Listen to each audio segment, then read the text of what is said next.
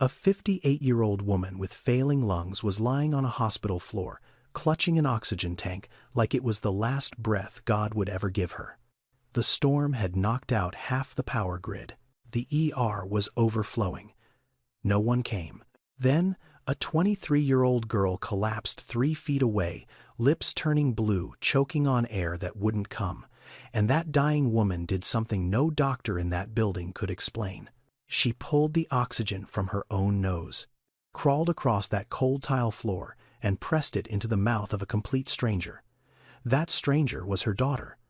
The daughter she hadn't seen in 23 years. The daughter she'd been told was dead.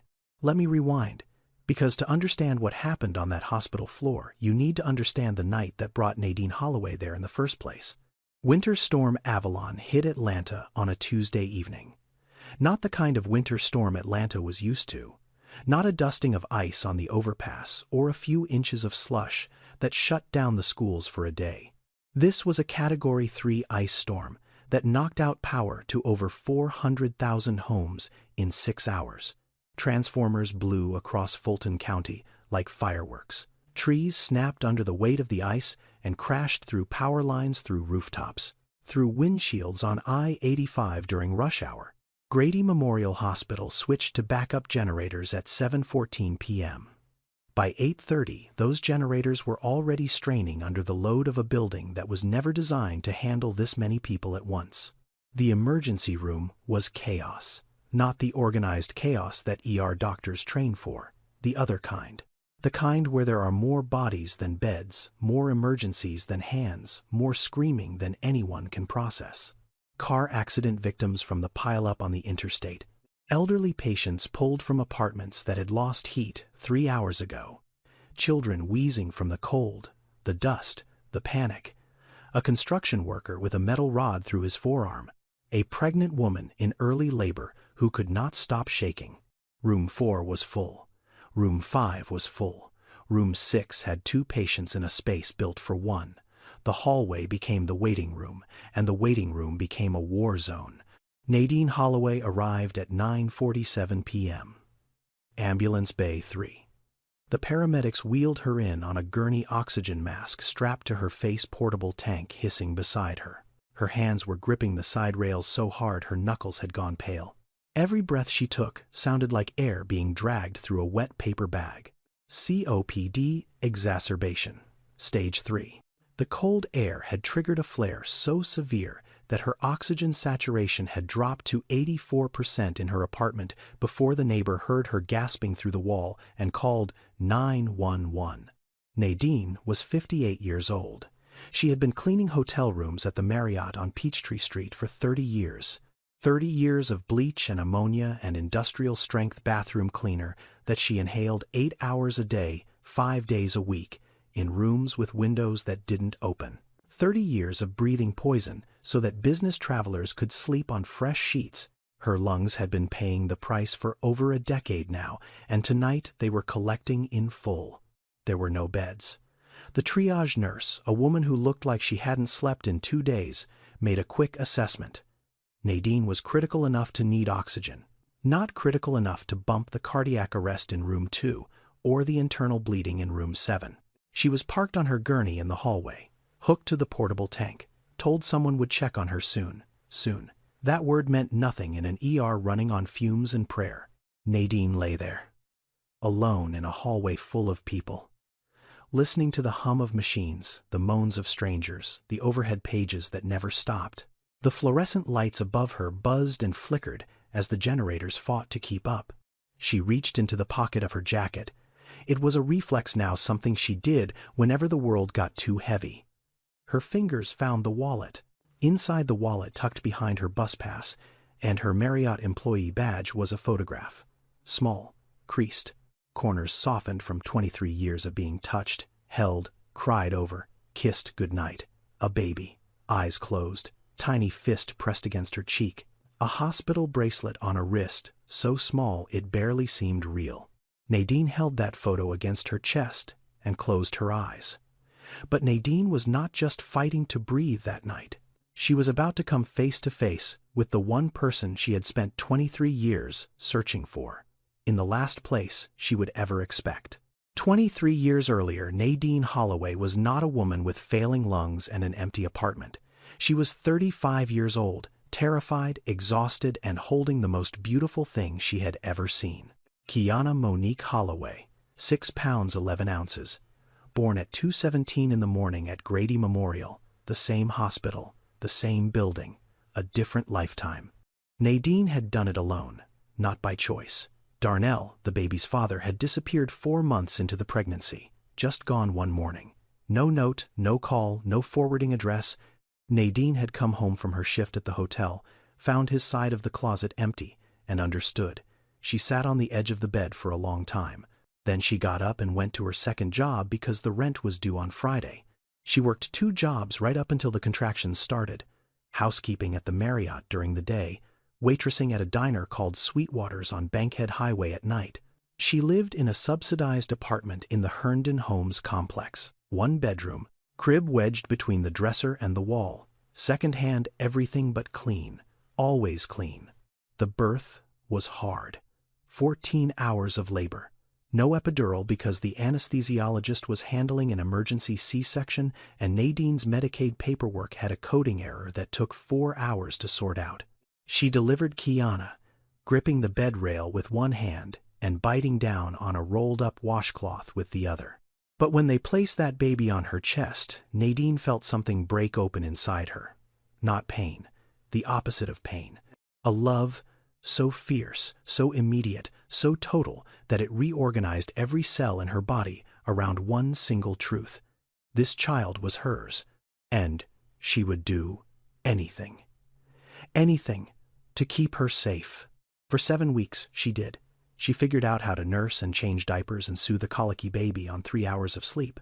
She carried Kiana to the neighbor's apartment every morning at 5 a.m. so Miss Opal could watch her while Nadine cleaned hotel rooms. She picked her up every afternoon, fed her, bathed her, sang to her. The song was always the same. A melody Nadine's grandmother had hummed in their kitchen in Greenville, Mississippi. No real words. Just a tune that rose and fell like breathing, like heartbeats, like the rocking of arms that would never let go. Then the stairs happened. The back stairwell of the Marriott between the 4th and 5th floors. Nadine's shoe caught a wet step. Cleaning solution someone had spilled and not wiped up. She fell 9 stairs, landed on her left side, fractured her pelvis in 2 places. 3 months in the hospital. 3 months of not being able to walk, not being able to hold her baby, not being able to work. No short-term disability, because housekeepers at the Marriott were classified as independent contractors that year. A paperwork trick that saved the hotel money and cost Nadine everything. Her mother came. Odessa Holloway drove up from Greenville in a borrowed car, walked into that hospital room and did not say, "I am sorry this happened to you." She said, "I told you this would happen." No husband, no savings, no plan, and now look. Odessa took Kiana back to her apartment. Nadine was grateful. She had no choice but to be grateful. But something about the way her mother said, "I will handle things," made Nadine's stomach tighten. Because Odessa had never approved of Nadine having a baby alone, had never believed her daughter was capable of raising a child. And Odessa was the kind of woman who believed that being right was more important than being kind. 3 weeks later, Nadine got a phone call from a caseworker at the Division of Family and Children's Services. There had been a report, concerns about the child's welfare, unstable housing, incapacitated mother. No secondary caregiver with a permanent address. Nadine screamed into the phone. She screamed until the nurses came. She screamed because she knew who had made that call. By the time Nadine was discharged, Kiana was in foster care, temporary placement they called it, except nothing in that system is ever temporary the way they promise. Nadine had one last visit, a supervised visit in a room at the DFCS office on Pryor Street that smelled like old carpet and instant coffee. 45 minutes. A caseworker watching from the corner. Nadine held Kiana so close that the baby's heartbeat pressed against her own. She sang the song, the grandmother song, and she unclasped a thin silver chain from around her neck, a necklace with a tiny crescent moon pendant. It had belonged to Nadine's grandmother, the woman who raised her when Odessa could not be bothered. the only person who had ever loved Nadine without conditions. Nadine fastened the chain around Kiana's wrist, wrapping it twice so it would not slip off. The baby's fingers curled around the little moon and held on. "Blood don't forget, baby," Nadine whispered. The words her grandmother had told her 100 times. No matter how far they take you, the blood remembers the way home. Then the caseworker said time was up, and they took her daughter out of her arms. And Nadine Holloway sat in that room alone and did not move for over an hour, because if she moved, it meant the world was still turning, and she did not want to live in a world that could spin without her child in it. What followed was 23 years of looking, 23 years of trying to get back what was taken, and 23 years of a system that had already made up its mind. Nadine started fighting the moment she could walk again. She called legal aid, got a court-appointed advocate, filed motions to regain custody, attended every hearing, every review, every parenting class the state required. She took the bus because she could not afford a car, showed up early every time, sat in plastic chairs in government offices, and waited for hours just to be told to come back next week. But the system moved Kiana faster than Nadine could follow. First foster home, then a second, then a third when the second family relocated to South Carolina. Every time Nadine tracked down an address, the address was already old. Every time she filed a request for visitation, the paperwork got lost or delayed or transferred to a different office in a different county. 4 years in the letter arrived. Kiana had been formally adopted by a family whose names were sealed by the court. Closed adoption, sealed records. Nadine had no legal right to know where her daughter was, what her new name was, or whether she was safe. Nadine sat on her apartment floor and read that letter 7 times. Then she folded it into a perfect square and put it in the same wallet pocket where she kept Kiana's baby photo. She carried both every day.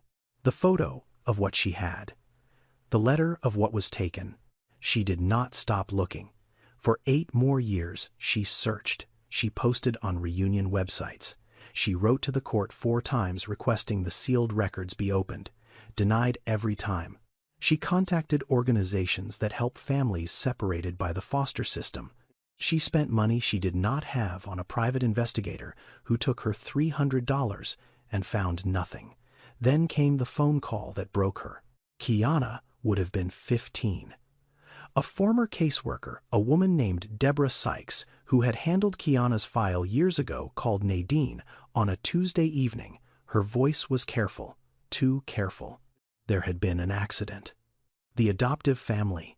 A car crash on a highway outside Savannah. Deborah said the words slowly, the way people do when they know the words will destroy someone. The child did not survive. Nadine dropped the phone. She did not pick it up again. She sat in her kitchen in the dark for 2 days. When she finally stood up, she was a different person. The searching stopped. The hoping stopped. The believing that the universe would give her daughter back stopped. What Nadine did not know, what she could not have known, was that Deborah Sykes had made a mistake, a clerical error. There were 2 children placed with that adoptive family. One had died in the accident, but it was not Kiana. Kiana had survived. Kiana was alive. She was 15 injured, but breathing, transferred to a different foster placement while she recovered. The correction was never made. Deborah Sykes retired 2 months later. The file was archived, and Nadine Holloway spent the next 15 years grieving a daughter who was not dead. She never married, never had another child. She went to work, came home, went to church on Sundays. Every year, on March 14th, she lit a candle and set it on the windowsill of her studio apartment. 1 candle, 1 flame, for the girl she believed was gone. And her lungs kept getting worse. 30 years of hotel chemicals had left their mark. The coughing started in her 40s. The inhaler came at 46. The nebulizer at 51. The portable oxygen at 55. COPD does not announce itself with a single moment. It creeps.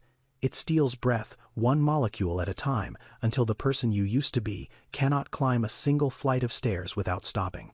Nadine had buried her daughter in her heart 15 years ago. She did not know that in a few hours, that daughter would be lying on a hospital floor, 3 feet away from her gasping for air. Nadine's story was not unique. That is the part that should keep you up at night. Every year in America, roughly 400,000 children are living in the foster care system. 400,000. That is not a typo. That is more than the entire population of some American cities. Cleveland, Tampa, New Orleans.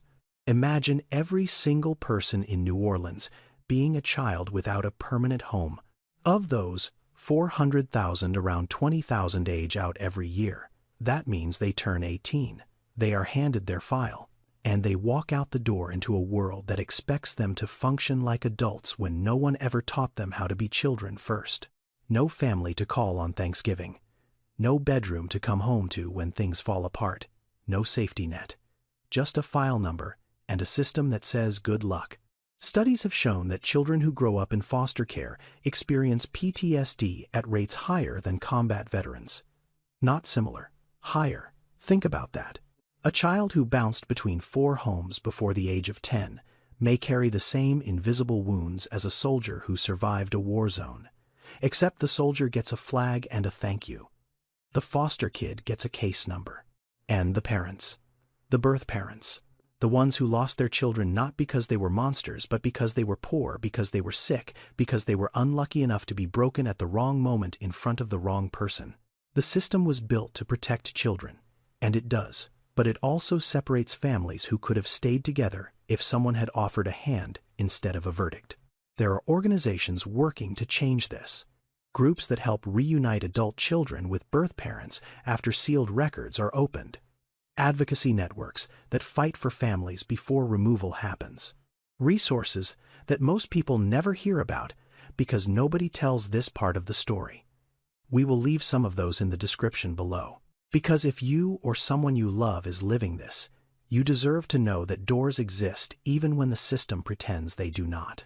Kiana was one of those 400,000 children, one of those numbers in a government database. One of those kids who aged out and walked into the world with a garbage bag full of clothes and a crescent moon necklace she had never taken off. And her journey through the system would shape every decision she made for the rest of her life. But what happens to a child who grows up believing her own mother chose to abandon her? What kind of person does that anger create?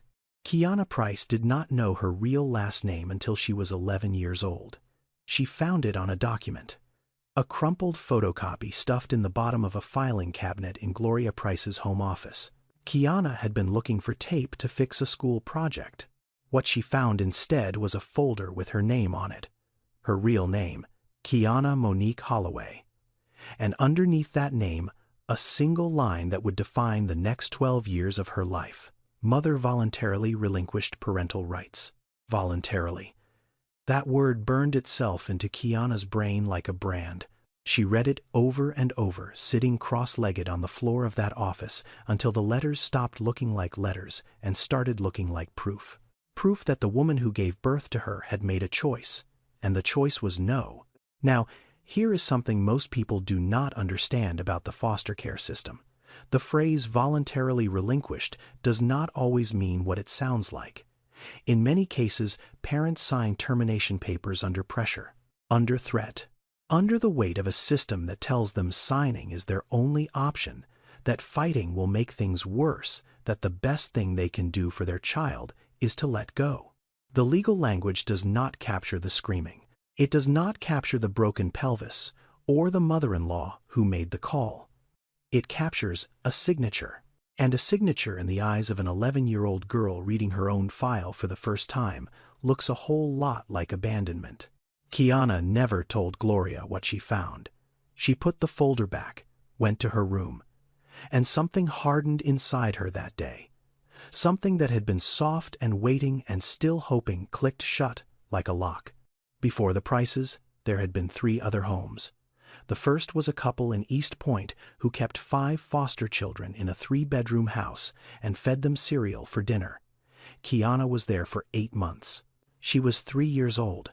She does not remember their faces, but she remembers the sound of the television that was always on, and the feeling of being one body among many interchangeable, replaceable. The second home was a single woman in College Park named Miss Yvette, who was kind but overwhelmed. Kiana stayed for 14 months. Miss Yvette braided her hair every Sunday and called her Sugar. Then Miss Yvette got sick, cancer, and Kiana was moved again. The third home lasted 6 weeks. The father drank. Kiana does not talk about the third home. Then came the Prices. Harold and Gloria Price of Decatur, Georgia.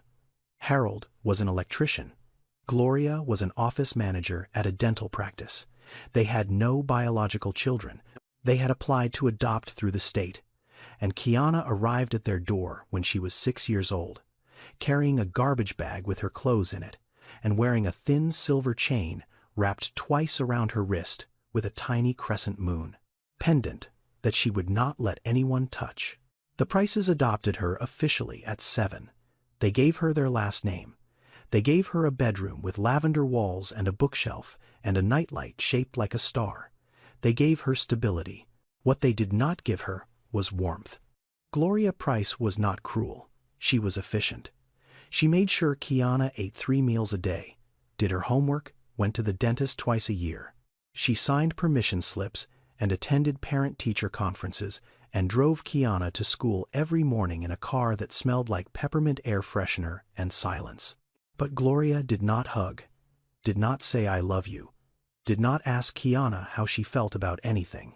Gloria treated motherhood like a job she had applied for and received, and she performed her duties with the same careful competence she brought to scheduling root canals.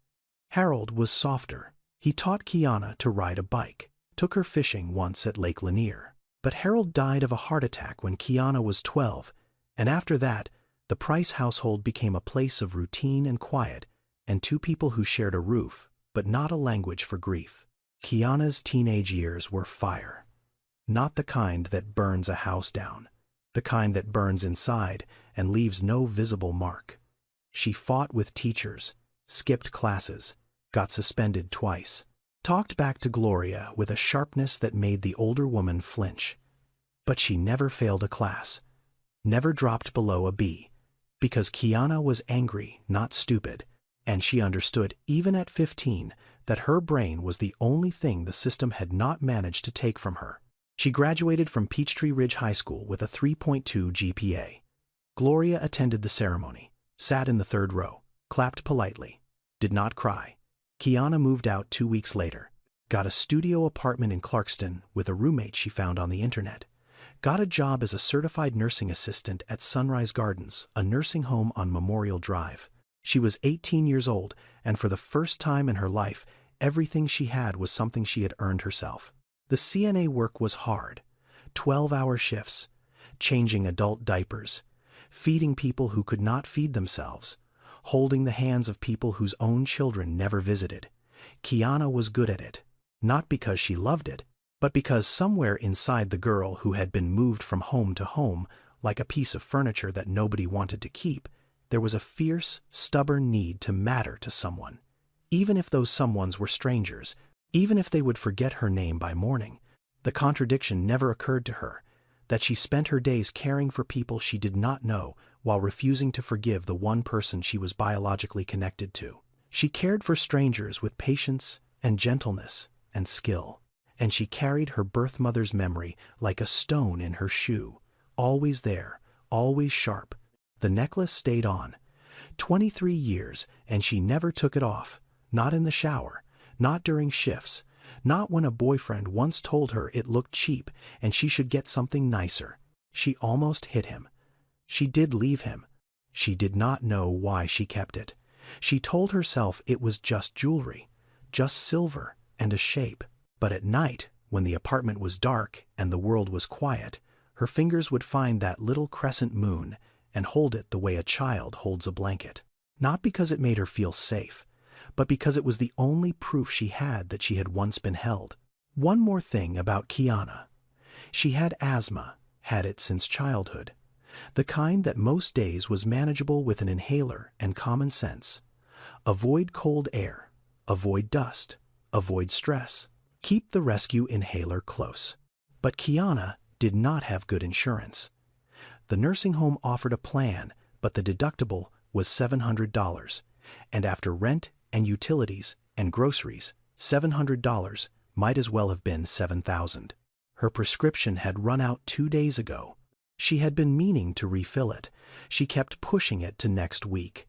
Next paycheck. Next time. Tonight, there would be no next time. Kiana had spent 23 years being angry at a woman she had never met. Tonight, that woman was going to save her life. And Kiana would not even know it was her. Kiana's shift at Sunrise Gardens ended at 11:15 p.m. She had worked 14 hours straight because Tamika called in sick and nobody else would cover. Her back ached. Her feet were swollen. She smelled like latex gloves and the lavender lotion she rubbed on Mr. Patterson's hands every night before bed because he said it reminded him of his wife. The storm had been building all evening. She had watched it through the nursing home windows while she did her rounds. The sky turning that ugly shade of green-gray that means something bad is coming. The wind picking up. The parking lot lights swaying. By the time she clocked out and walked to her car, the first wave of ice was already coating the windshield. Kiana sat in the driver's seat and turned the key. The engine coughed, turned over. The heater blew cold air that would take 10 minutes to warm up. She pulled out of the parking lot and onto Memorial Drive, and that is when the world turned white. Ice everywhere. The road was a mirror. She could feel the tires losing grip every few seconds, that sickening slide that makes your stomach drop. Trees were down on Candler Road. A traffic light was swinging from one wire, blinking yellow into the void. She saw 2 cars in a ditch near the interstate on-ramp, emergency flashers blinking like distress signals. Nobody was coming to answer. She was not going to make it home. She knew that after the first mile. Her apartment in Clarkston was 20 minutes away on a good night. Tonight, it might as well have been in another state. Grady Memorial Hospital appeared on her left. The parking lot was chaos. Ambulances lined up 3 deep. People walking through the ice toward the ER entrance hunched against the wind. But it was a building, with walls and heat, and a roof that was not about to collapse under the weight of frozen rain. Kiana pulled into the lot, found a space near the back, cut the engine, and that is when her chest tightened. It started small, the way it always did, a tickle at the back of her throat. A slight resistance when she inhaled, like breathing through a straw that was slowly getting narrower. She reached for her purse, found the inhaler, pressed it to her lips, clicked. Nothing. Empty. The plastic made a hollow, useless sound against her mouth. She pressed again and again. 3 clicks, 3 nothings. The cold air was flooding the car now that the engine was off. Cold air and asthma are enemies. The bronchial tubes constrict. The mucus thickens. The airway narrows. Kiana knew all of this because she had lived with it for 23 years, and she knew that what was happening right now was not the manageable kind. Her breathing shortened. Each inhale pulled less air than the one before. Her fingers started tingling. The edges of her vision got soft. She needed a nebulizer treatment. She needed medication. She needed to get inside that hospital. Kiana opened the car door. The ice wind hit her face like a slap. She stumbled across the parking lot, one hand on her chest, the other gripping her car keys so hard, the metal bit into her palm. Every step was a negotiation with her lungs. Breathe. Step. Breathe. Step. Do not stop. If you stop, you sit down. If you sit down, you do not get up. She made it through the ER doors. The waiting room was standing room only. She found the registration desk. Gave her name. Told them she was having an asthma attack. Severe. No inhaler. The triage nurse looked at her, looked at the screen, showing 67 patients ahead of her, and made a decision. We'll get you back as soon as we can. Take a seat in the hallway. I'll flag you for respiratory. The hallway. The same hallway where Nadine Holloway was lying on a gurney with an oxygen mask and a photograph of a baby she believed was dead. Kiana was given a plastic chair, blue, hard, cold. She sat down and tried to breathe. Tried to slow the panic. Tried to remember the techniques the school nurse had taught her when she was 9. Pursed lip breathing, in through the nose, out through the mouth, slow, controlled. But there was nothing controlled about what was happening inside her chest. The wheezing was audible now. The kind of wheeze that makes people nearby look away because they do not want to acknowledge that someone next to them is in trouble. Her oxygen levels were dropping. She could feel it in the way her thoughts were getting fuzzy, the way the fluorescent lights above her seemed to pulse and swim. The hallway smelled of disinfectant and fear. Have you ever been in a room full of people and still felt completely alone? That is where Kiana was, 3 feet from her mother, and neither of them knew it. Then the lights went out. Not a flicker. Not a brownout. A full, total blackout that swallowed the hallway like a mouth closing. The backup generators had been running at maximum capacity for over 3 hours, powering the ICU, the operating rooms, the ventilators, keeping critical patients alive. Something had to give, and what gave was everything else. The hallway plunged into darkness. The only light came from the emergency exit signs, those small red rectangles that glowed at each end of the corridor like the eyes of something watching from far away. Dim, barely enough to see your own hand in front of your face. The sounds changed instantly. Without the hum of the overhead lights, without the steady drone of the ventilation system, the hallway became a different place. Raw, primal, every sound amplified. The moaning of patients, the shuffling of feet, someone crying softly near the far wall, a child asking for her mother in a voice that could break stone. And then the running started.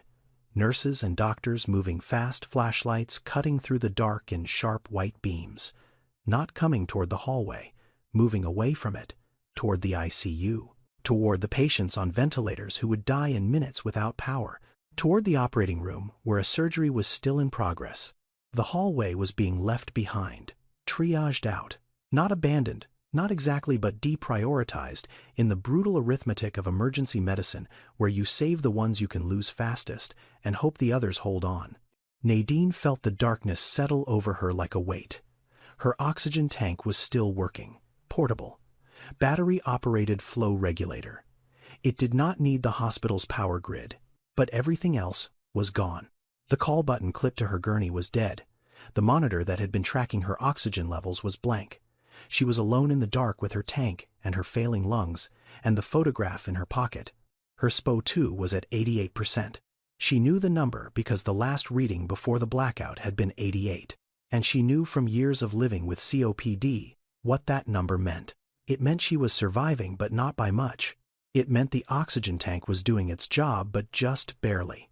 It meant that if anything changed, if the flow rate dropped, if the tank ran low, if she removed the cannula for even a few minutes, the number would fall. And below 80 things got bad fast. Below 75, the brain started to starve. Below 70, the heart started to struggle. She lay still, tried to stay calm, tried to breathe slowly and evenly and not waste oxygen on panic. And then she heard it. Not immediately. It crept in between the other sounds of the hallway. Between the moaning and the crying and the distant shouting of medical staff, a sound that was different from all of those, worse than all of those. A wheeze, but not a normal wheeze, not the mild whistle of someone with a cold or the raspy snore of someone sleeping in an awkward position. This was a sound Nadine knew in her bones. The high-pitched, desperate, narrowing airway sound of someone whose lungs were closing, someone who was drowning. Not in water, in air that would not come. It was the sound of someone suffocating 3 feet away from her, in the dark. Nadine had lived with bad lungs for 15 years. She knew every shade of breathing. She knew the difference between discomfort and danger. She knew the difference between a bad night and a last night. And what she was hearing right now was not a bad night. It was a last night. She turned her head toward the sound. Saw nothing. The darkness was absolute except for that faint red glow from the exit sign 20 feet away. But she could hear the person clearly now. The wheezing was getting tighter, faster, more frantic. The gaps between breaths were getting shorter, which meant the breaths themselves were getting shallower. The person was panicking, which was making it worse, which was causing more panic. A spiral, a death spiral. And there was nobody coming. The nurses were in the ICU. The doctors were in surgery. The hallway had been forgotten.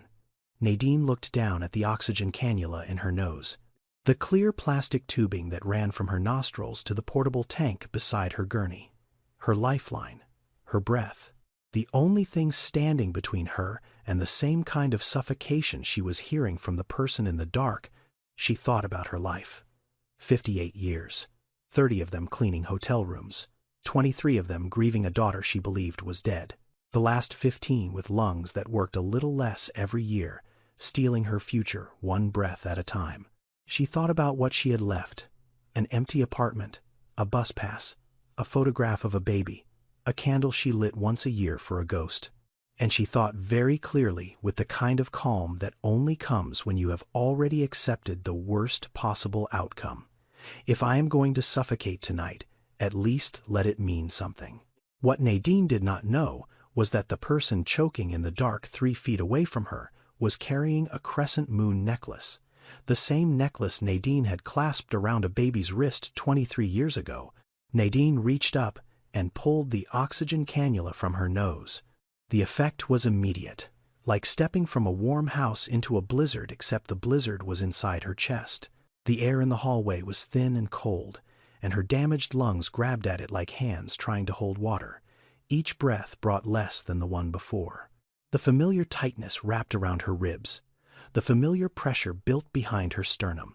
She had 5 minutes, maybe 7. That was what her body had taught her over 15 years of living at the edge of enough air. 5 minutes before her oxygen saturation would drop below 80. 7 minutes before things got truly dangerous. After that, her thinking would get foggy, her fingers would tingle, her heart would start to race, trying to compensate for what the lungs could not provide. 5 to 7 minutes. That was all she had to give. She swung her legs off the gurney. Or tried to. Her body had been lying down for hours, weak from the COPD flare, weak from the medications, weak from 58 years of a life that had never once been easy. Her legs shook. Her arms trembled. Standing was not going to happen, so she did not stand. She slid off the gurney onto the floor. The tile was ice cold. She could feel it through her hospital gown, through her thin socks, seeping into her knees, and her palms, like the building itself, was trying to pull the warmth out of her. She grabbed the oxygen tank, portable, small enough to carry, heavy enough to make every inch of progress feel like a mile. She tucked it against her body and started to crawl. 3 feet.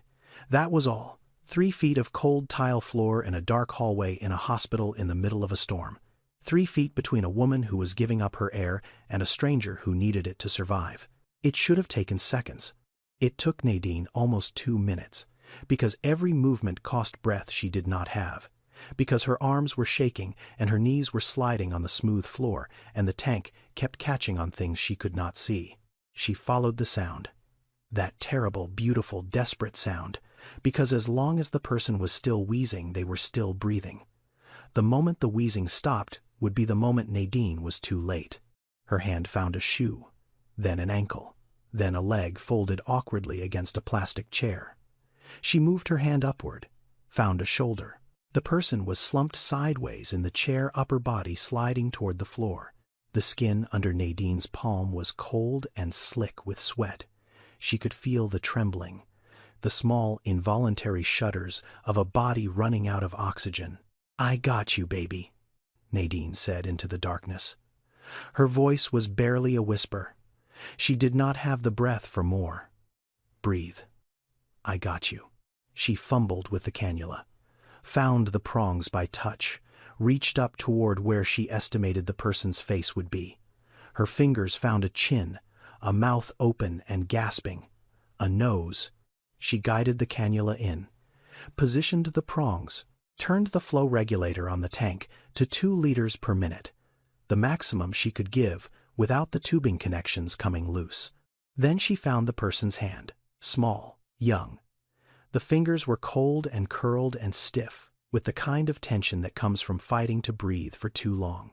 Nadine wrapped both of her own hands around that hand and held on. "Just breathe," she said. "In and out. Slow. I am right here. I am not going anywhere." The wheezing began to change. Not immediately, not dramatically, but the gasps got slightly longer. The gaps between breaths stretched from 1 second to 2. The desperate, frantic quality softened by 1 degree. Then another. The oxygen was reaching the lungs. The lungs were opening. The spiral was slowing. Nadine held the hand tighter. She could feel the young woman's pulse in her fingers, fast but steady, getting steadier. And Nadine's own body was paying the price. Without the oxygen, her SPO, too, was falling. 85. 83. She could feel the edges of her vision going gray, which was strange because there was nothing to see in the dark. But the grayness was inside her now, a fog rolling in behind her eyes. Her grandmother's voice came to her then. Not a memory, exactly. More like a presence. The voice of a woman who had been dead for 30 years, but who had never, not for one day, stopped speaking inside Nadine's heart. Blood don't forget, baby.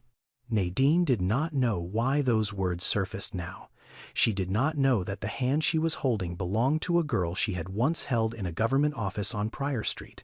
She did not know that the fingers wrapped around hers had once wrapped around a crescent moon pendant in the same desperate, instinctive grip. She did not know that the lungs she was saving with her own last breaths carried the same genetic weakness as hers, passed down from mother to daughter, like a curse and a connection, like a thread the system could not cut. She knew none of this. She only knew that someone was dying in the dark and she could help, and that staying silent, staying still, keeping her oxygen to herself while a stranger suffocated 3 feet away would be a kind of harm she was not willing to carry into whatever came next. So she held on. She whispered words of comfort she could barely hear herself say. She pressed the young woman's hand between both of hers and squeezed gently, rhythmically, like a heartbeat, like a lullaby without sound, like the oldest, most primal communication between two human beings. I am here. You are not alone. Hold on. Nadine's SPO2 dropped below 80. Her fingers started to tingle. Her thoughts began to scatter like leaves in the wind. She could feel her grip loosening, not because she wanted to let go, because her body was beginning to shut down the non-essential systems, rerouting whatever oxygen remained to the brain, and the heart sacrificing the extremities. She was dying, and she was at peace with it. The lights came back like a gasp. Not all at once. First, the emergency strips along the baseboards flickered. Then, the overhead fluorescents buzzed and stuttered, and finally held, flooding the hallway with that harsh blue-white hospital light that makes everything look worse than it is. Nurse Shanice Carter had been running. She had been running for the past 47 minutes, ever since the secondary generator kicked on, and the charge nurse sent her to sweep the hallways, the waiting areas, every corner of the building that had been left in the dark, while the medical team fought to keep the ICU patients alive. She turned the corner into hallway C and stopped. The scene did not make sense at first. A gurney, empty sheets hanging off the side, an oxygen tank on the floor, and 2 women. One older face down on the tile, arms stretched forward, fingers still laced around the hand of a younger woman, slumped sideways in a plastic chair. A clear oxygen cannula ran from the portable tank into the younger woman's nose. The older woman had nothing. No oxygen, no mask, no lifeline. I need a team in hallway C. Now Shanice was already on her knees, fingers pressed against the older woman's neck. Pulse, weak but there. She flipped Nadine onto her back. The woman's lips were gray. Not blue yet, but gray. The color that comes right before blue. The color that means you have minutes, not hours. The pulse oximeter clipped to Nadine's finger read 79%. 79. Shanice had been an ER nurse for 11 years. She knew what 79 meant. It meant the organs were starving. It meant the heart was working 3 times harder than it should to push oxygen-depleted blood through a body that was shutting down. It meant that another 3 minutes in this hallway without intervention, and they would be coding this woman on the floor. The team arrived. 2 nurses and a respiratory tech. They lifted Nadine onto the gurney, reconnected her oxygen, cranked the flow to 6 liters, started a line, drew blood gases. Within 90 seconds, the monitor was beeping a steady rhythm, and Nadine's SPO2 began its slow climb back toward survivable numbers, 81, 83, 86. Beside her, a second nurse was assessing Kiana. The nebulizer was prepped in under a minute. Albuterol mist hissing through the mask as Kiana breathed it in with the desperate gratitude of someone who had been drowning and just found the surface. Dr. Trevin Osei arrived 4 minutes later. He was a tall man, early 40s, with the kind of calm that only comes from years of seeing the worst and learning to move through it without flinching. He checked Nadine's chart, checked the oxygen levels, looked at the cannula running from Nadine's portable tank to Kiana's nose, looked at the empty space where Nadine's own oxygen connection should have been, and understood. He pulled Shanice aside. His voice was low, but Kiana, whose hearing was clearing now that she could breathe, caught every word. This woman took off her own oxygen to give it to a stranger. Her SPO2 dropped to 79. Another 3 minutes, and we would be looking at cardiac arrest. She crawled off the gurney and across the floor to reach this girl, in the dark, with stage 3 COPD. Shanice shook her head slowly. In 11 years, I have never seen anything like that. Neither have I, Dr. Osei said quietly. Kiana was breathing easier now. The albuterol was opening her airways, and the oxygen was doing what oxygen does, bringing color back, bringing clarity back, bringing the world into focus one breath at a time. She turned her head toward the voice she had heard in the dark. The voice that had said, "I got you, baby." The voice that had kept her from slipping under.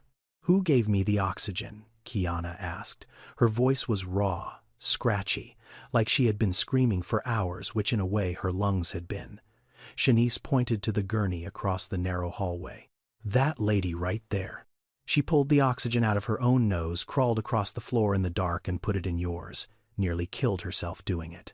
Kiana looked. For the first time she saw Nadine clearly. Under the fluorescent lights with the oxygen mask now covering the lower half of her face, Nadine Holloway looked exactly like what she was. A 58-year-old woman, with skin the color of deep brown earth, weathered and thin, silver hair pressed flat against her head from hours on the gurney. Hands rough and cracked at the knuckles folded across her chest. Eyes closed, still unconscious. Kiana stared at her for a long time. She did not recognize this woman. Had no reason to. She had never seen her mother's face. Not in a photograph, not in a memory, not even in a dream. Nadine Holloway was a name on a document and a wound in her chest, and nothing more. But something happened in that moment that Kiana could not explain. Something that had nothing to do with recognition, and everything to do with something older, deeper. Something that lived in a place below memory and beyond reason. She did not know yet. But her body did. Something deep in her chest tightened. Not from the asthma, not from the medication, from something older, something the blood remembered. Dr. Osei came back to check on Kiana an hour later. He pulled a stool beside her bed, which was really just a gurney with a pillow, and sat down with the kind of directness that said he was not here for small talk. "You are a CNA," he said. "Not a question." He had seen it on her intake form. "Yes, sir. Sunrise Gardens. Over on Memorial." "Then you understand what I am about to tell you better than most people would." He glanced at Nadine's gurney. "That woman has stage 3 COPD. Her lungs are functioning at roughly 40% capacity, maybe less after tonight." Kiana nodded slowly. She had seen COPD at the nursing home. She had watched it take residents from walking to wheelchair, to oxygen tank, to hospice. She knew the progression. She knew the timeline. "Do you know how she got it?" Kiana asked. "Her chart says she has been a hotel housekeeper for 30 years. Cleaning chemicals. Bleach, ammonia, industrial disinfectants. 8 hours a day in enclosed rooms with poor ventilation." Dr. Osei paused. "COPD is the third leading cause of death in this country. Most people think it is just a smoker's disease. It is not. People who work in housekeeping, janitorial services, construction factory floors, they breathe in toxins every day that their employers never warn them about. And by the time they get symptoms, the damage is already permanent." Kiana was quiet. She looked at Nadine's hands again. The cracked knuckles, the calluses, the nails cut short and practical, the skin dry and rough, from chemicals that eat away at the surface a little bit each day. She looked at her own hands. The same roughness, the same short nails, the the same dryness from the latex gloves and the sanitizer and the industrial soap at Sunrise Gardens. 2 different women, 2 different decades, the same hands. "She's a caretaker," Kiana said softly. "Not to Dr. Osei, more to herself. She spent her whole life cleaning up after other people, and her lungs are the ones that paid for it." Dr. Osei nodded. "That is, unfortunately, common. The people who keep our hotels clean, who sanitize our hospitals, who scrub the buildings we work in, they are the ones most likely to develop chronic lung disease. And they are the least likely to have the insurance to catch it early." Kiana felt something settle in her chest. Not pain, recognition. The recognition that comes when you see a reflection of yourself in someone you do not know. 2 women who spent their lives caring for strangers. 2 women with lungs that struggled.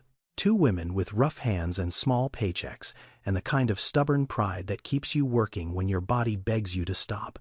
She did not understand the feeling yet, but she would. Because in the next 20 minutes, she was going to discover that the woman who nearly died to save her was not a stranger at all. Morning came slowly to Grady Memorial. The storm had passed sometime around 4 a.m., leaving behind a city glazed in ice and a hospital that looked like a refugee camp. Patients were still in hallways. Staff were running on coffee and adrenaline and the grim determination that comes from surviving a night that could have been much worse. Nadine woke at 7:12 a.m. She knew the time because the clock on the wall across from her gurney was the first thing her eyes focused on. 7:12. She was alive. The oxygen was flowing. Her chest hurt, but it was the familiar hurt, the COPD hurt, not the dying hurt. She lay still for a while, listened to the sounds of the hospital coming back to life around her. The beeping of monitors, the squeak of shoes on tile, the distant ringing of a phone that nobody was answering. Then she heard movement to her right, close, someone adjusting something near her head, a hand reaching past her shoulder to check the flow meter on her oxygen tank. Careful, practiced. The movements of someone who had done this before. Kiana had been awake since 6. She had been watching Nadine breathe for the past hour, watching the rise and fall of the older woman's chest, counting the breaths the way she counted breaths for her patients at Sunrise Gardens, making sure the rhythm stayed steady, making sure the oxygen was flowing, making sure the woman who had saved her life was still alive. When Nadine's eyes fluttered open, Kiana was already on her feet. Instinct, CNA instinct. Check the patient. Assess. Adjust. "Good morning," Kiana said. "How are you feeling? Your oxygen is running fine. I checked it a few minutes ago." Nadine blinked. The world was blurry for a moment, then it sharpened. A young woman standing beside her bed, 23 maybe. Dark skin smooth where Nadine's was weathered. Large brown eyes. A wide mouth that looked like it was built for smiling, but had forgotten how. Wearing the same hospital gown Nadine was wearing, which meant she was a patient too. And around her neck, resting against her collarbone, glinting in the flat morning light that came through the window at the end of the hallway, was a silver chain with a tiny pendant, a crescent moon.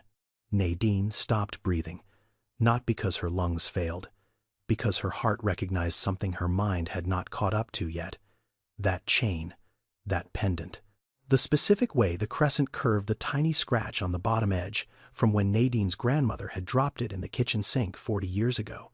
The way it caught the light, turning it into a small, sharp star on the wearer's skin. She had bought that chain at a pawn shop on Mitchell Street for $9.50. She had worn it every day for 7 years. She had unclasped it with shaking hands in a room that smelled like old carpet and instant coffee, and placed it around a baby's wrist because it was the only thing of value she had left to give, and she needed her daughter to carry something of her into whatever life was waiting. Nadine's hand began to tremble. Then her arm. Then her jaw. A shaking that started in one place and spread through her entire body like a current, like electricity, like the opposite of the cold that had nearly killed her hours ago, where Nadine said. Her voice cracked. She tried again. "Where did you get that necklace?" Kiana's hand went to her throat reflexively, the way it always did when someone mentioned the necklace. a protective gesture, an instinct older than language. This, she touched the crescent moon. I have had it since I was a baby. It is the only thing I have from before. From before what? From before the system. Before foster care. Kiana's voice got careful, the way it always did when this subject came up. Guarded, measured. My birth mother left it for me. At least that is what they told me. Nadine could not speak. The sounds were there somewhere in her throat, but they could not get past the wall of 23 years that had suddenly collapsed inside her chest. She was crying, not the quiet kind, not the tears rolling down the face kind, the other kind, the kind that comes from a place so deep it does not have a name, the kind that shakes your whole body and makes sounds that are not quite human, because the grief they carry is not quite survivable. 23 years. She had carried the weight of this loss for 23 years. She had lit candles on birthdays for a girl she believed was in the ground. She had touched a photograph every night before sleep and whispered good night to a ghost. And that ghost was standing in front of her, alive, breathing, wearing a crescent moon necklace and checking her oxygen levels with the practiced hands of a caretaker. Kiana stepped back, alarmed. "Ma'am, are you okay? Should I call the nurse?" "What is your name?" Nadine forced the words out between sobs. Each one cost her breath she could not afford to spend. "Please, tell me your name," Kiana, the young woman said slowly, confused now, watching this stranger fall apart in front of her. Kiana Price. The room went silent. Even the monitors seemed to hold their breath. "Your birthday," Nadine whispered. "Is it March 14th? Kiana went still, completely still. The kind of still that happens when every cell in your body stops at the same time because the brain has received information it does not know how to process. How do you know that Kiana's voice was different now? Not careful, not guarded. Sharp. "How do you know my birthday? Who are you?" And Nadine Holloway looked up at the daughter she had been told was dead, the daughter she had searched for and mourned and lit candles for, and never not for one single day. Stopped loving, and she said the only words that mattered. "Kiana, I am your mother. I am Nadine Holloway. If you were expecting a hug, you do not know this story yet. If you were expecting tears of joy and music swelling and two people falling into each other's arms like the credits are about to roll, you do not know Kiana Price. Because Kiana did not hug her, she did not cry. She did not whisper mama and collapse into the embrace she had been missing for 23 years. She stepped back, one step, then another, her face moving through emotions so fast they blurred together. Surprise, confusion, disbelief, recognition, and then rising up from underneath all of it, like lava breaking through stone, the thing that had been living in Kiana's chest since she was 11 years old, and read the words voluntarily relinquished on a crumpled piece of paper in Gloria Price's filing cabinet. Rage. "No," Kiana said. Her voice was flat, hard, a door slamming shut. "No, you are not. Kiana, please listen to me. I need to explain what happened. They took you from me. I did not give you up. I fought for you. I never stopped." "You never stopped." Kiana's voice climbed. Not shouting yet, but climbing toward it. "You never stopped looking. I was in the system for 16 years. 4 homes, 4 different families. Where were you when I was 6 years old and the first family sent me back like I was a pair of shoes that did not fit Kiana? Where were you when I was 8 and nobody showed up for my school play? Not one person in that audience was there for me. Not one. I tried. I filed motions. I went to court. Where were you when I was 12 and the foster father in the 3rd home?" Kiana stopped. The sentence broke off like a bone snapping. She did not finish it. She did not have to. The silence where the rest of that sentence should have been was louder than anything she could have said. Nadine's face crumbled. "Kiana, what happened in that home? What did he?" "Do not," Kiana said. And now she was shaking. Not with sadness, with the kind of fury that comes from holding something toxic inside you for so long that it has become part of your chemistry. "Do not ask me that. You do not get to ask me that. Mothers ask that." Mothers who are there ask that. You were not there. I know, Nadine said. I know I was not there. I know. The file said you gave me up. Voluntarily. That is the word they used. Voluntarily. Like it was your choice. Like you looked at me and decided no thank you. That is not what happened. Then what happened? Kiana was shouting now. The hallway could hear her. Nurse Shanice appeared in the doorway. Dr. Osei was behind her, and he put a hand on Shanice's arm. Wait. Let them talk. Some wounds need air before they can heal. I was hurt, Nadine said. I broke my pelvis. I was in the hospital for 3 months. My mother, your grandmother, she called CPS. She told them I could not care for you. By the time I got out, you were gone. They sealed the records.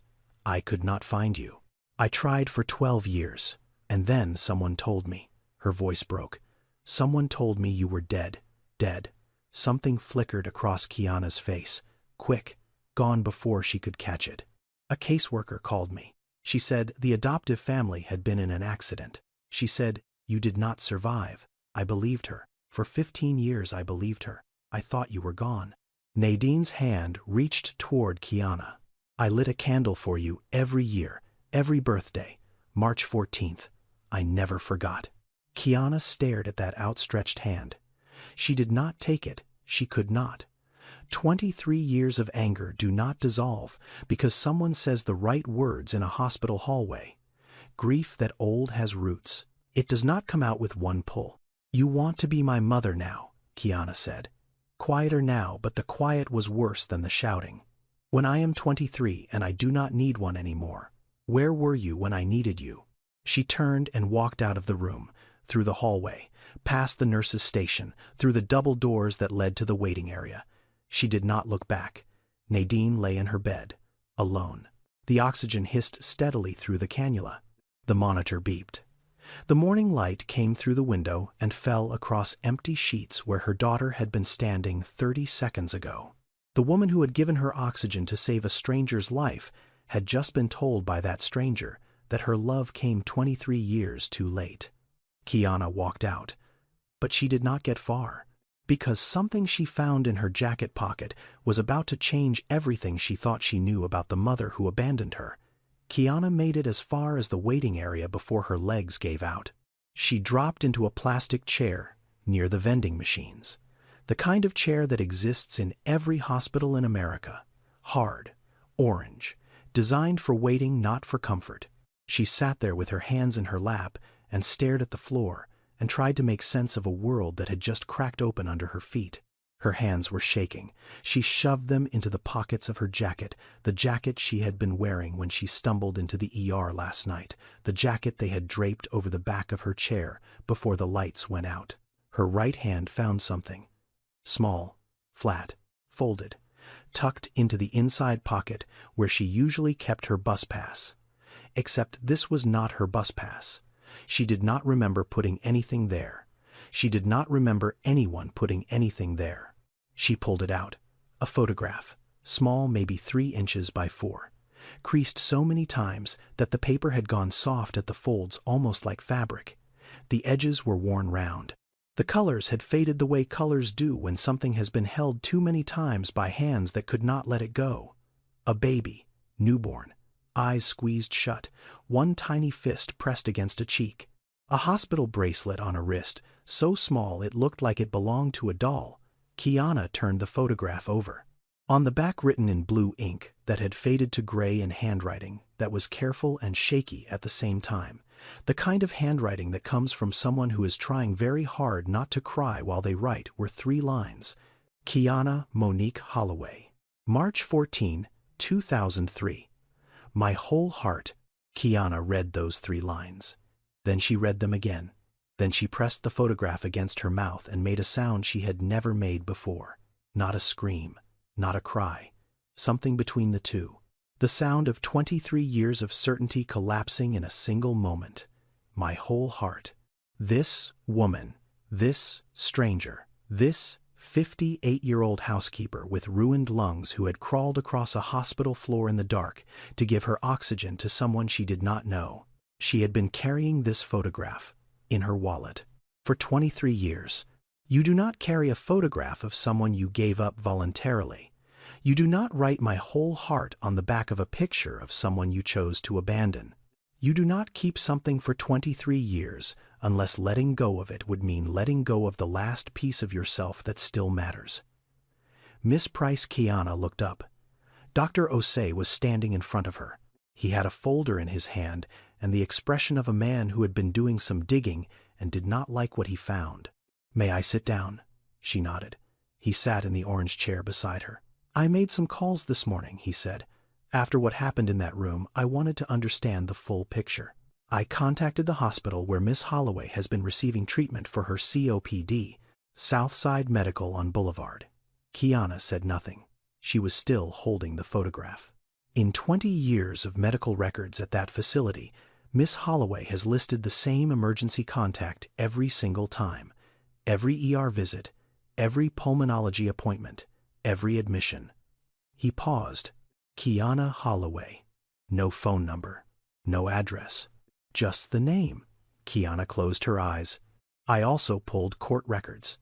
Miss Holloway filed petitions to unseal her daughter's adoption records 7 times over a 12-year period. Every petition was denied. 7 times she went to a courthouse, filled out the paperwork, paid the filing fee on a housekeeper's salary, and asked the state of Georgia to tell her where her child was. And 7 times the state said no. The file said she gave me up," Kiana whispered, voluntarily. Dr. Osei leaned forward. "Miss Price, I need you to hear something. The language in CPS termination documents often does not reflect what actually happened. The phrase, voluntarily relinquished parental rights, can mean a parent signed under duress. It can mean a parent was told that signing was their only option to avoid criminal charges for neglect. And in many cases, the so-called neglect was simply being poor, being hurt, being alone, being unable to afford a lawyer who could fight the system on their behalf. He let that settle. It does not mean she did not want you." Kiana opened her eyes. She looked at the photograph one more time. The baby, the bracelet, the handwriting on the back. Then she stood up. She walked back through the double doors, down the hallway, past the nurse's station where Shanice looked up but said nothing, past the room where a man was snoring with a cast on his arm, past the supply cart and the hand sanitizer dispenser and the whiteboard with room assignments written in blue marker. She stopped in the doorway of the room where Nadine Holloway lay sleeping. The oxygen was flowing. The monitor was beeping its steady rhythm. Nadine's hands were folded across her chest, and her right hand was gripping an empty wallet. The wallet pocket that had held the photograph for 23 years was open and flat and empty, and Nadine's fingers were pressed against it like she was trying to feel the ghost of what had been there. Kiana stood in that doorway and looked at her mother.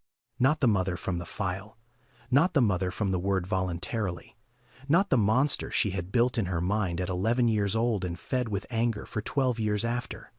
This mother, this real one, thin and gray-haired and broken-lunged, and still even in sleep, holding on to the empty space where her daughter's photograph used to be.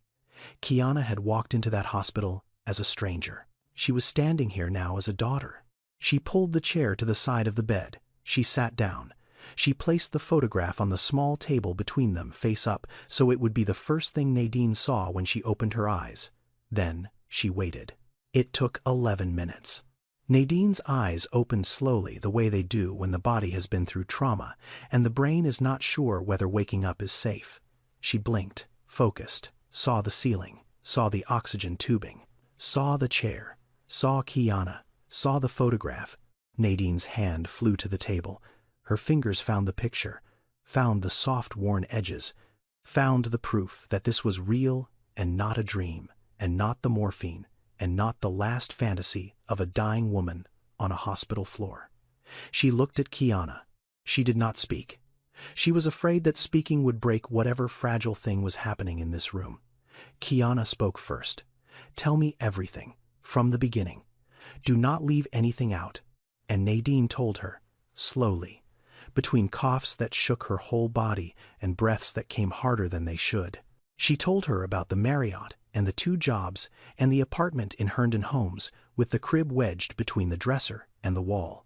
She told her about Darnell leaving, about the stairwell, about the fall, about 3 months in a hospital bed wondering if her baby was okay. She told her about Odessa, about the phone call from DFCS, about the screaming, about the hearings and the paperwork and the legal aid lawyer who tried his best but was handling 43 cases at once. She told her about the last visit, the room on Pryor Street, the 45 minutes, the song she sang, the necklace she placed on a baby's wrist, the way the caseworker said time is up and the world ended. She told her about the searching, the websites, the letters to the court, the 7 petitions, the private investigator who took $300 and found nothing. And then she told her about Deborah Sykes, the phone call, the accident, the words the child did not survive, and the 15 years of candles on a windowsill for a daughter she believed was in the ground. Kiana listened to all of it. She did not interrupt, not once. Her tears ran down her face, and she did not wipe them. She let them fall onto her hospital gown, onto her hands, onto the chair. She let them fall because some tears are not meant to be wiped away. Some tears need to be witnessed. When Nadine finished, the room was silent, the kind of silence that has weight to it, the kind that presses on your chest and makes you aware of every heartbeat, every breath, every second that passes between 2 people who have been apart for 23 years and are trying to figure out how to be in the same room. Kiana spoke. "I am not going to tell you it is okay." Nadine nodded. She expected that, because it is not okay. None of this is okay. What happened to you is not okay. What happened to me is not okay. The system that did this to us is not okay. Nadine kept nodding. Her hand was trembling on the bed. Kiana paused, took a breath. The next words came out slower, heavier, like stones she had been carrying for a very long time and was finally setting down, not because they were forgiven, but because she could not hold them anymore. "But it is not your fault. And I have spent 23 years blaming the wrong person." Nadine made a sound. A small broken sound. The sound of a wall coming down. "I am not ready to forgive anyone yet," Kiana said. "Not you, not the system, not your mother. Not any of it. I do not know if I will ever be ready for that." She stopped, looked at Nadine's hand on the bed, the rough, cracked knuckles, the short nails, the skin that told the story of 30 years of bleach and ammonia and work that nobody sees. Kiana reached over and placed her hand on top of her mother's. "But I am willing to stay." Nadine's fingers closed around her daughter's hand, tight. The way you hold something you have been reaching for across 23 years of darkness and distance, and sealed records, and wrong phone calls and candles that burned for a ghost who was alive. They sat like that. Neither spoke. The monitor beeped. The oxygen hissed.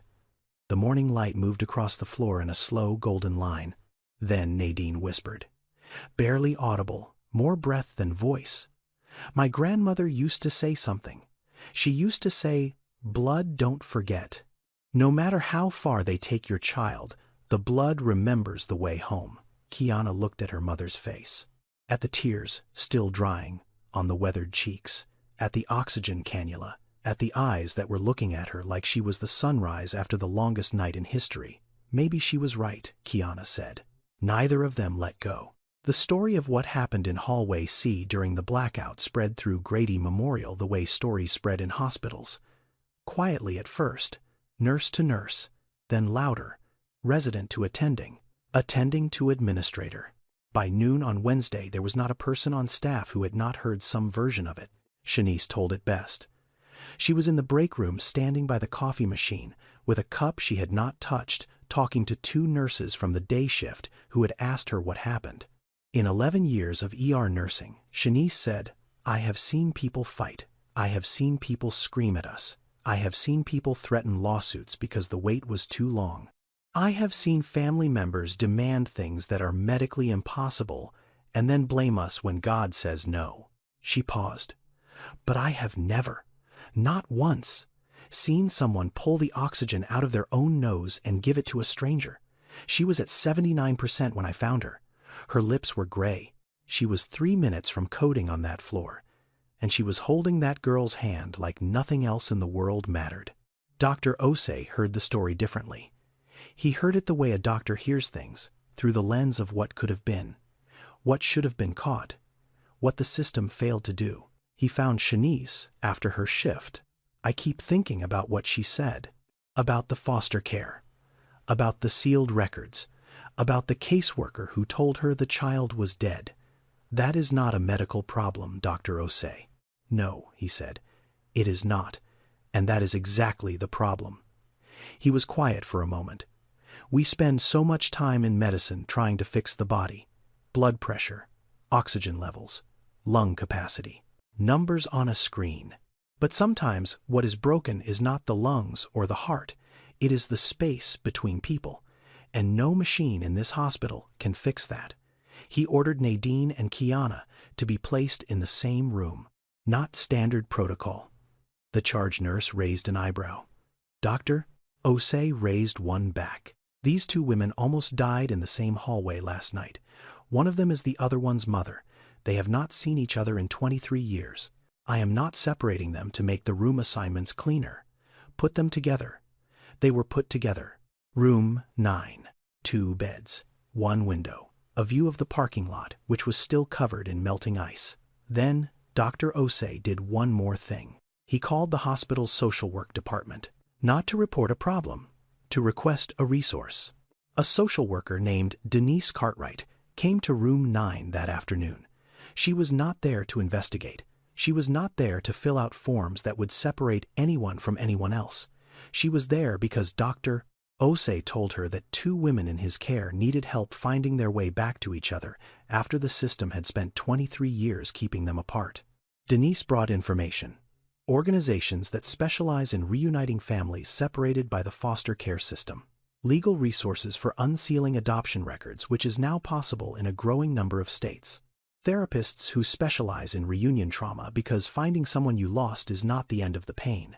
It is often the beginning of a different kind of pain, the kind that comes with reckoning, with truth, with learning to love someone you were taught to hate.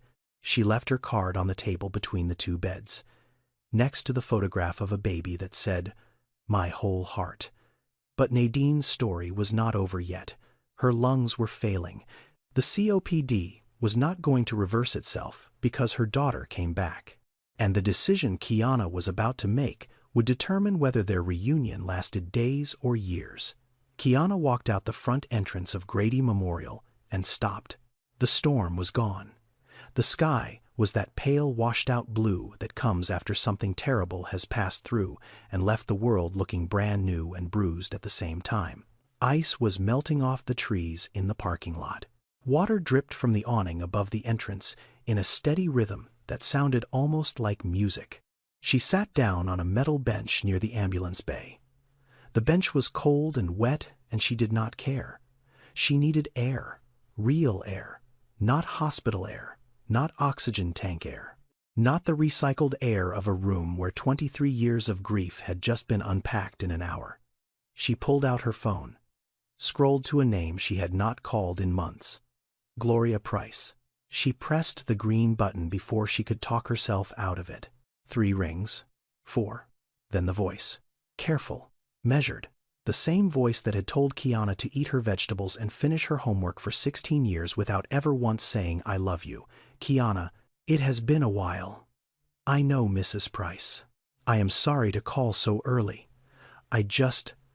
Something happened. I found her. My birth mother. She is here, in the hospital. She was here the whole time. Silence on the line. A long silence. The kind Gloria Price was good at. The kind that said more than words. Well, Gloria said finally. That is something. She did not give me up. She was hurt, and her own mother called CPS, and they took me. She spent years trying to find me. Someone told her I was dead. Another silence. Shorter this time. If you want to go back to her, that is your choice. I raised you. I did my part. Kiana closed her eyes. 16 years in that woman's house. 16 years of clean clothes and hot meals and a bed with lavender walls. 16 years of duty, without affection of responsibility, without warmth of a roof over her head and a hole in her chest. "I know, Mrs. Price. Thank you." She hung up. She noticed she had never called Gloria Mom. Not in 16 years. Not once. And Gloria had never asked her to. Kiana looked down at the crescent moon necklace in her hand. She had taken it off to hold it, to really look at it. The silver was tarnished. The chain was thin in places where years of wearing had worn it almost through. The little moon caught what was left of the morning light and threw a tiny bright spot onto her palm. She thought about all the nights in all those foster homes when she had lain awake and looked out the window at the moon. She used to imagine that her real mother was somewhere out there looking at the same moon, thinking of her, missing her. She used to hold the necklace and pretend it was a telephone, a connection, a string between two people who could not find each other. Then she had read the file, voluntarily relinquished, and the moon stopped being a connection. It became evidence, a souvenir from a woman who chose to leave. But that was not what happened. The file was wrong. The word was wrong. The whole story she had built her anger on was wrong. And last night, in the dark, on a hospital floor, a woman she did not know pulled the oxygen from her own lungs and crawled across cold tile to press it into the face of a stranger. Not because she knew it was her daughter. She did not know. She did it because she heard someone who could not breathe. That was enough. That was the whole reason. Kiana stood up. She looked at the front doors of the hospital. She could walk away, get in her car, drive back to Clarkston, go to work tomorrow, pick up where she left off. Anger was familiar. Anger was comfortable. Anger did not ask you to be vulnerable. Walking away was the easiest thing in the world. She walked back inside, through the waiting room, down the hallway, past the nurse's station, into room 9. Nadine was awake, staring at the ceiling, eyes red, hands folded on her chest. The look of a woman who had watched her daughter walk out and did not know if she would ever see her again. Kiana stood in the doorway. Nadine turned her head. Their eyes met. Nobody spoke for a long time. "I do not know how to be a daughter," Kiana said. Her voice was steady, but her hands were not. "I never learned. Nobody taught me that. But I know how to take care of people. I have been doing it for 5 years. So let me start there." Nadine's face crumbled. Not the dramatic kind.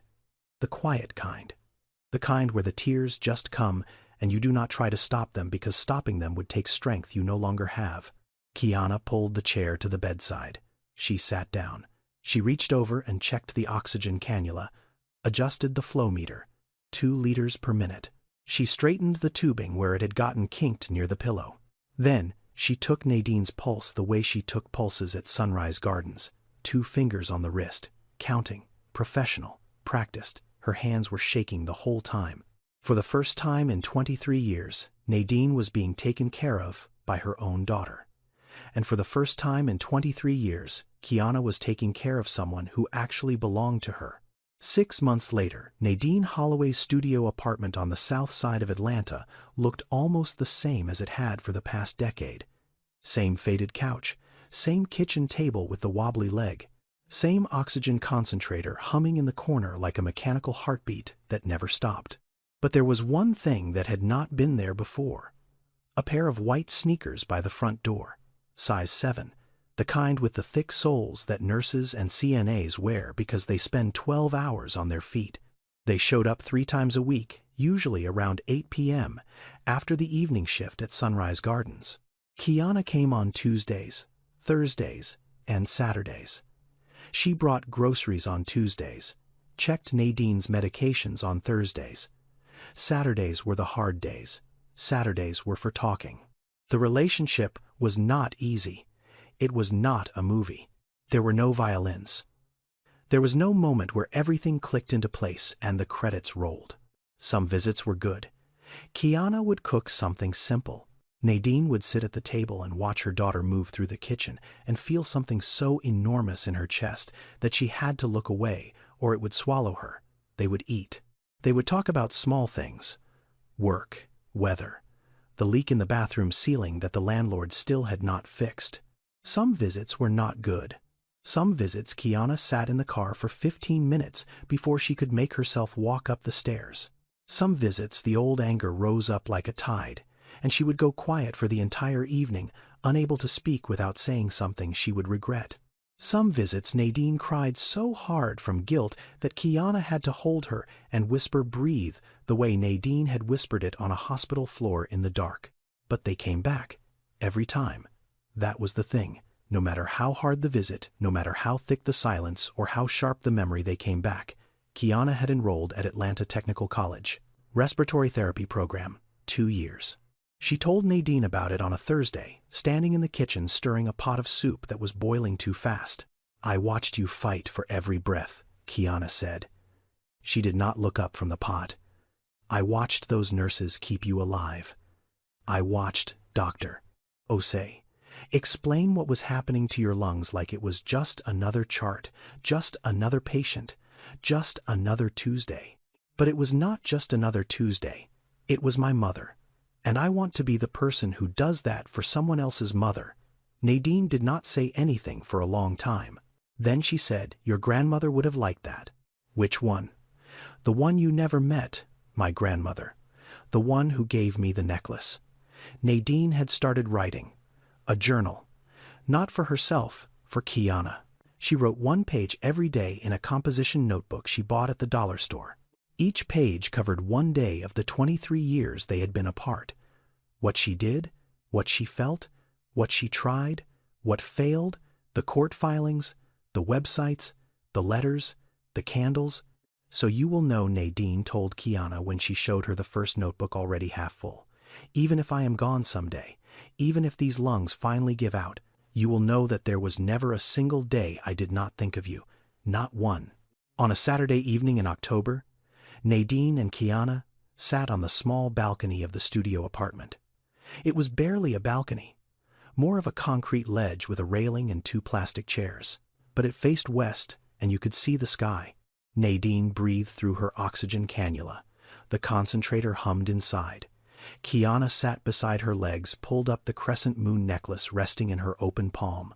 The moon was out, a crescent, thin and silver and hanging low over Atlanta, like it had been placed there on purpose. "Your great-grandmother gave me that necklace," Nadine said. Her voice was softer now. Softer than it had been 6 months ago. Not weaker, just gentler, like someone who has stopped bracing for impact. She said, "The moon disappears every month, but it always comes back whole." I think she meant us. Kiana looked at the moon, then at the necklace, then at her mother. Maybe she meant that some things just take longer to come back. They sat in silence. The good kind. The kind that does not need to be filled. The kind that only exists between 2 people who have survived something together and are still learning what that means.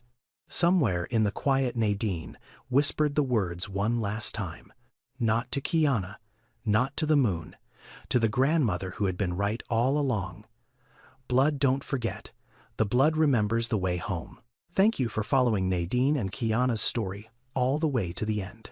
Before you go, I want to be honest with you about something. This story is fiction.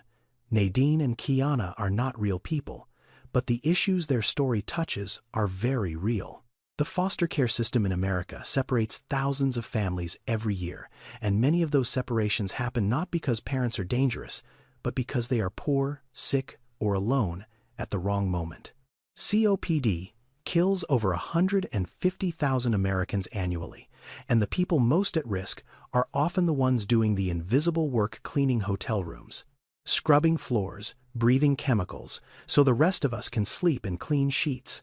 If you or someone you know is searching for a birth family, organizations like the Adoptees' Rights Law Center and Adoption Search and Reunion Registries exist to help. If you are concerned about your lung health, especially if you work in housekeeping, cleaning, construction, or manufacturing, please talk to a doctor. COPD can be managed when it is caught early. I want to share one more thing. I wrote this story because I believe we live in a world that makes it too easy to walk past people without seeing them. Nadine was invisible for 23 years, not because she was hiding, but because nobody bothered to look. Every day in hospitals, in shelters, in break rooms, in hallways that nobody remembers to check when the lights go out, there are people carrying stories we will never hear.